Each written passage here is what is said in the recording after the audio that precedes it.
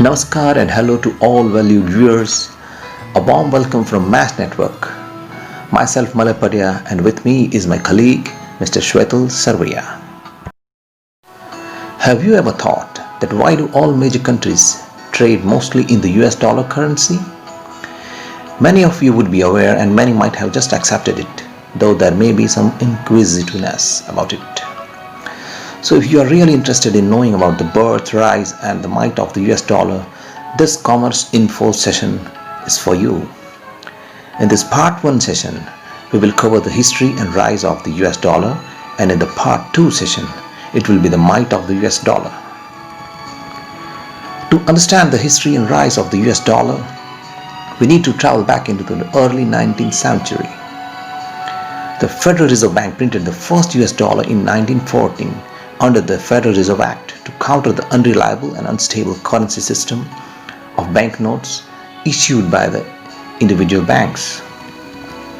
During that time, the US economy had just overtaken the Britain's as the world's largest economy. But Britain was still the center of commerce and the British pound still prevailed. In those times, most developed countries secured their currencies to gold to create stability in currency exchanges. During the World War I in 1914, many countries incurred huge military expenses for which they abandoned their gold standard with paper money, which obviously devalued their currencies.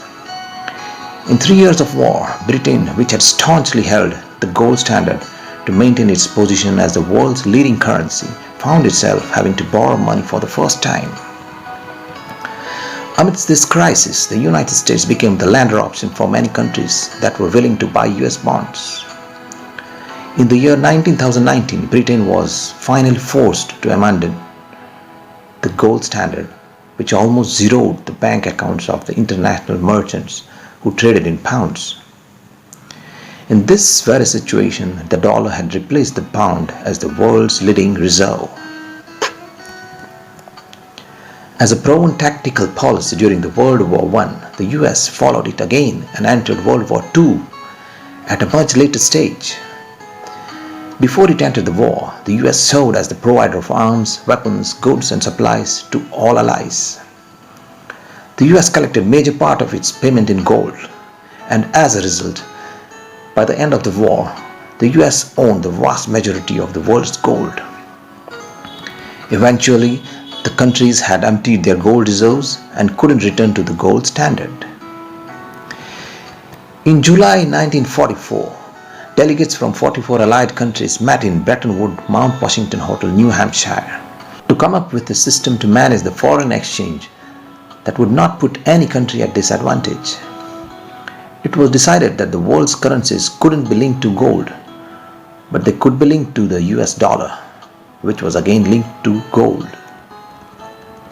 This was the Bretton Woods Agreement, which established that the central banks would maintain fixed exchange rates between their currencies and the dollar. In return, the United States would redeem US dollar for gold on demand. Eventually, the US dollar was officially crowned the world's reserve currency, backed by the world's largest gold reserves. Instead of gold reserves, some countries accumulated reserves in US dollar and also in US Treasury securities, which they considered a very safe storage. The increased demand for the Treasury securities integrated with the deficit spending, the United States needed to finance the Vietnam War and the society domestic programs. This caused the United States to flood the market with paper money. With growing concerns over the stability of the dollar, the countries began to convert dollar reserves into gold. In the early 1970s, the demand for gold was such that the US President Richard Nixon was forced to intervene and delink the dollar from gold, which led to the floating exchange rates that exist today. At that time, some economists began to predict the downfall of the dollar, and due to its devaluation, it would lose its dominance as the world's de facto currency. The reserve status is based largely on the size and strength of the US economy and the dominance of the US financial markets. Despite large deficit spendings, trillions of dollars in foreign debt, and the unbridled printing of US dollar, US Treasury securities remain the safest store of money.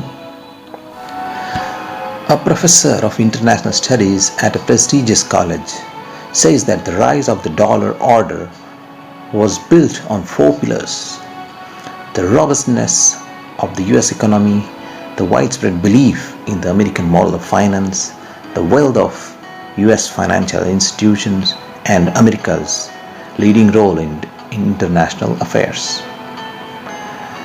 So it is quite obvious to say that the trust and confidence that the world has in the ability of the United States to pay its debts have kept the dollar as the most redeemable currency for facilitating the world of commerce. For the next session, that is the might of the US dollar, please refer to part 2 by clicking on the link provided in the message below the video, or just subscribe to MAS Network channel. Stay tuned with us for more updates by liking, sharing and subscribing this channel. Stay safe and keep your neighborhood safe. Wish you a pleasant times ahead. Just MAS, just enjoy. Thank you.